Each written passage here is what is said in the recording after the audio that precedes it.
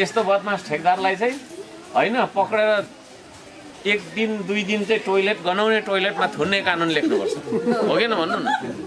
अब ठेकदारलाई केही गर्नै नसक्ने कानुन रहेछ अनि होइन। अब कारबाही गर्दा त कुटेर त भएन हामीले होइन। जेनजीले भए त गर्थ्यौँ नि होला है। जेनजीले अस्ति त्यो चाहिँ मिस्टेक गरेको जस्तो लाग्यो होइन।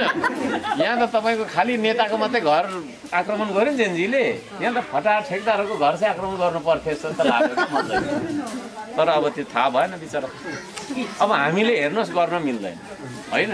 अनि फेरि हाम्रो देशको फेरि कस्तो छ भने ठेका प्रणाली। अब उहाँले ठेका पाउनुभयो है, उहाँ चाहिँ नम्बर 1 ठेकदार रहेछ है। उहाँले अर्कोलाई दियो, अर्कोलाई दियो, अर्कोलाई दियो, अनि लास्टमा 7 पत्र गरेर तल अर्कोले गरिराखेको हुन्छ है।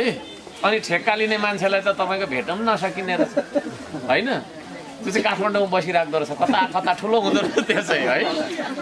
अनि पेटी ठेकदारदेखि अलिकति माथि ठेकदार, अनि खुड्किला ठेकदारलाई गर्दा गर्दा गर्दा गर्दा समस्या भयो त्यहाँ।